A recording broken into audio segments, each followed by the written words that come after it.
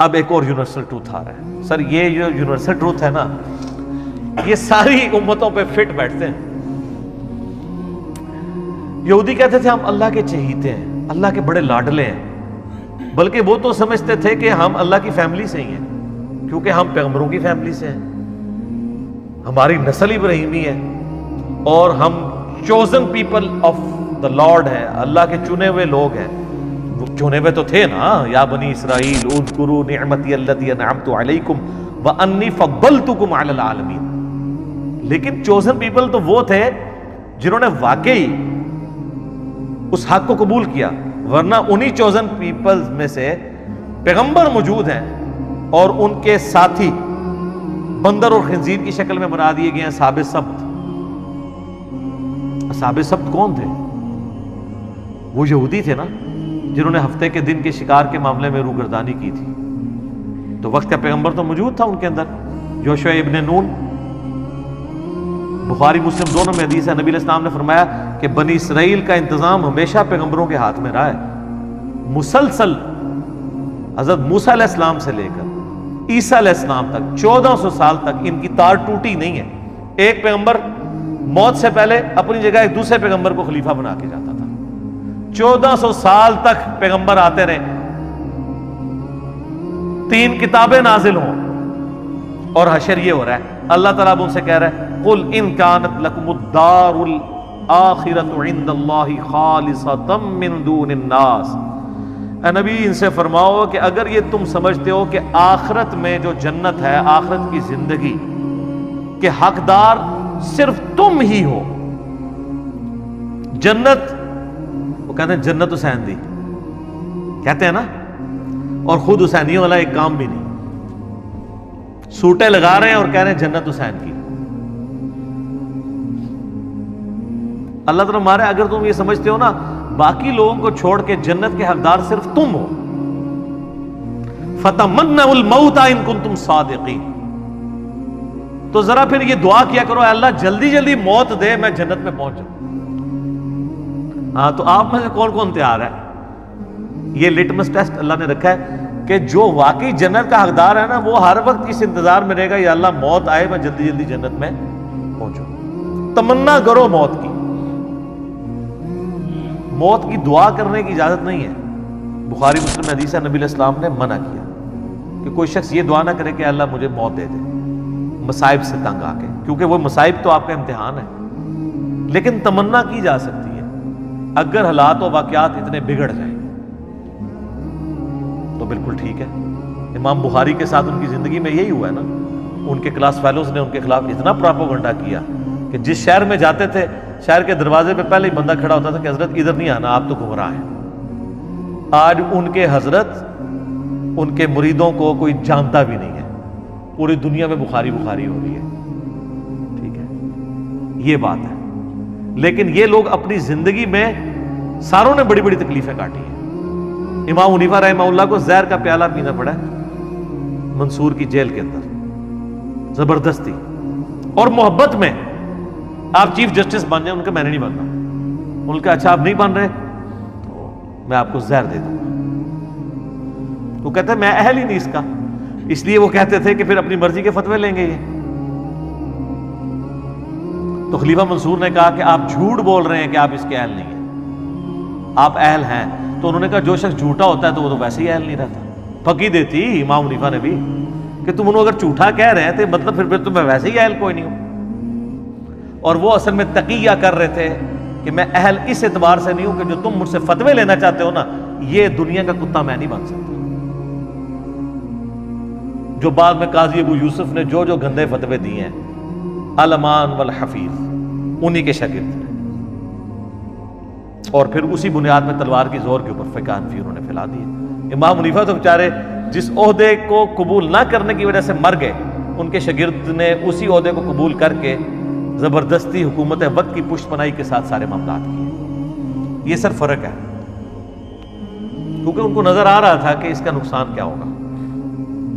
تو اللہ تعالیٰ مارا ہے کہ اگر تم یہ سمجھتے ہو نا جنت آپ کے لیے خاص ہے یہودیو, اور تم اللہ تعالیٰ کی بڑی لاڈلی امت ہو, تو دل میں کبھی تمنا تو کرو نا موت کی. سر جو لوگ اللہ سے محبت کرنے والے ہیں نا، ان کے دل میں تو ہر وقت موت کی تمنا رہتی ہے۔ صحیح مسلم میں حدیث ہے، جو شہادت کی تمنا کے بغیر مرا وہ کفر کی شاخ پہ مرا، نفاق کی شاخ پہ مرا، منافقت کی تمنا تو موجود ہے۔ بخاری میں حدیث موجود ہے، سعد ابن معاذ کو جب تیر لگا گھٹنے میں، اب چھوٹا سا ایک زخم ہی تھا، گھٹنے میں تیر لگنے سے کوئی بندہ تو نہیں مر جاتا، ان کی مین رگ کٹ گئی تھی، پٹی کی۔ پھر انہوں نے دعا کی، اے اللہ اگر مشرکین عرب نبی علیہ السلام کے اوپر اب نہیں چڑھائی کریں گے جس طرح کہ انہوں نے بدر میں کی، احد میں کی اور آج خندق میں کی ہے، اس کے بعد اگر کوئی ایسا معاملہ نہیں ہونے والا تو اسی زخم کو میرے لیے کھول دے اور مجھے شہادت کی موت دے دے۔ یہ صحیح بخاری میں۔ تو وہ زخم ان کا جاری ہو گیا، سعد ابن معاذ کو اللہ تعالیٰ نے شہادت کی موت دے دی۔ اوس کے سردار تھے، ان کی وجہ سے پورا قبیلہ مسلمان ہوا، انہوں نے بھوک ہڑتال کر دی تھی، اسلام لے کے آئے اور ہے بڑے جنگجو ٹائپ کے تھے، اپنے قبیلے میں چلے گئے کہ میں اس وقت تک نہ کھاؤں گا نہ پیوں گا جب تک سب لوگ مسلمان نہیں ہوتے۔ سر عمر سیریز میں انہوں نے سعد ابن معاذ کو فلمایا ہے، مدینے جاتے ہی سب سے بڑا جو سمجھ لینا تلخ تجربہ تھا مسلمانوں کے لیے وہ یہ تھا، کیونکہ مدینے کا ڈان جو تھا نا وہ سعد ابن معاذ تھا، کوئی چسکتا بھی نہیں سی انہوں تو بغیر، اور ڈان تھے وہاں کے، اور اللہ نے دیکھے کہاں پہنچا دیا، اور ان کو وہ شہادت کی تمنا ملی، کیونکہ بخاری میں موجود ہے نبی علیہ السلام نے خندق کے موقع پہ کہہ دیا تھا کہ یہ آخری دفعہ ہے کہ کافر تم پہ آئے ہیں، اب تم کافروں پہ حملہ کرو گے، اور وہی ہوا۔ اگلے سال نبی علیہ السلام نے پھر 6 ہجری کے اندر عمرے کا ارادہ کیا، وہ صلح حدیبیہ ہو گئی، 7 ہجری میں غزوہ خیبر ہوا، 8 میں فتح مکہ ہو گیا۔ تو مومن تمنا کرتا ہے موت کی اس اعتبار سے کہ اے اللہ اگر دنیا میں میرے لیے کوئی خیر باقی نہیں ہے، میرے لیے زندگی میں امتحان ایسے آنے والے ہیں جن کو میں برداشت نہ کر کے کفر کی زندگی میں نہ چلا جاؤں، اگر اس اعتبار سے کوئی موت کی تمنا رکھتا ہے تو وہ صحابہ کی سنت ہے، شہادت کے اعتبار سے جو تمنا رکھتا ہے، کیونکہ اگر آپ تمنا ہی نہیں ہوگی شہادت کی تو آپ جنگ خاک لڑیں گے جا کے۔ خالد ابن ولید جو ہے وہ کس طریقے سے ان کے اصحاب کے اوپر سوار تھے، رومنز کے اور پرشینز کے، وہ سیدھا پہلے تو خط بھجواتے تھے کہ میں وہ قوم لے کے آ رہا ہوں کہ تمہیں شراب اتنی محبوب نہیں ہے، عورتیں اتنی محبوب نہیں ہیں جتنا وہ موت سے محبت رکھتے ہیں۔ تو سر ایسے جو لوگ ہیں جو آپ کے ذہن میں شاید کھر دماغ ہوں، ان کے آگے کون سی سپر پاور ٹھہر سکتی ہے؟ لمیٹڈ ریسورسز کے ساتھ یرموک اور قادسیہ کے اندر انہوں نے ناکو چنے چبوا دیے ان کو۔ تو اللہ تعالیٰ ہمارا یہودی ہو، اگر تمہیں یہ یقین ہے نا کہ تم جنت تمہارے لیے گارنٹیڈ ہے تو ایک دفعہ موت کی تمنا تو کرو اگر تم سچے ہو۔ اور اللہ تعالیٰ خود ہی جواب دے رہا ہے وَلَن يَتَمَنَّوْهُ أَبَدًا بِمَا قَدَّمَتْ أَيْدِيهِمْ، یہ کبھی بھی موت کی تمنا نہیں کریں گے بسبب ان اعمال کے جو انہوں نے آگے بھیجے ہوئے ہیں، ان کو پتہ ہے کہ کرتوت ہم نے کیا کیے ہوئے ہیں۔ یہاں بھی میں آپ کو بتا دوں، یہ جو لوگ بڑی بڑھ چڑھ کے تقریریں کر رہے ہوتے ہیں نا، اگر آپ سیریسلی ان سے سوال کریں نا تو ان کا پول کھل جاتا ہے۔ بڑا بڑا دعویٰ کرتے ہیں وہ جی موت کا ایک وقت مقرر ہے جو آنا ہے، تو یہ 10 باڈی گارڈ کیوں رکھے ہوئے ساتھ؟ حالت یہ ہوتی ہے کہ بس وہ ٹائلٹ بغیر باڈی گارڈ کے جا رہے ہوتے ہیں، باقی ساری ایکٹیویٹیز اس طریقے سے کر رہے ہوتے ہیں، اور مریدین کہہ رہے ہوتے ہیں الا ان اولیاء اللہ لا خوف علیہم ولا هم یحزنون، ان کے مریدین ہوتے ہیں وہ۔ یہ سب فرق ہے۔ پھر یہ دعوے کرنا آسان ہے، یا دعویٰ نہ کریں۔ باڈی گارڈ رکھنا کوئی بری چیز نہیں ہے، نبی علیہ السلام نے بھی رکھے ہیں۔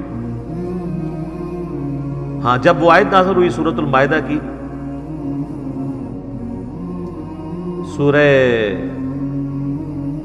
الحجر کی، واللہ یعصمک من الناس، اے نبی اللہ تعالیٰ آپ کی حفاظت کرے گا لوگوں کے اگینسٹ، پھر نبی علیہ السلام نے باڈی گارڈ رکھنے چھوڑ دیے تھے۔ یہ جائز ہے، لیکن جو انہوں نے تماشا لگایا ہوتا ہے نا اس حد تک، وہم تک، یہ ایک ایکسٹریم رویہ ہے. یہ یاد رکھیے گا، اسباب اور مسبب الاسباب کو بیلنس کرنا ضروری ہے. ایک خاص حد تک ہی آپ اسباب کو مینج کر سکتے ہیں. نظر مسبب الاسباب کے اوپر ہونی چاہیے. یہ نہ ہو اسباب پہ اتنا تکیہ ہو جائے کہ اللہ سے ہی نظر ہٹ جائے، پھر انسان کے پلے کوئی شے نہیں رہتی. اللہ فرماتا ہے کبھی بھی یہ موت کی تمنا نہیں کریں گے. جو انہوں نے کرتوت آگے بھیجے ان کو پتہ ہے کہ ہماری پھینٹی لگنی آگے. واللہ علیم بالظالمین، اللہ تعالیٰ خوب جانتا ہے ایسے ظالموں کو.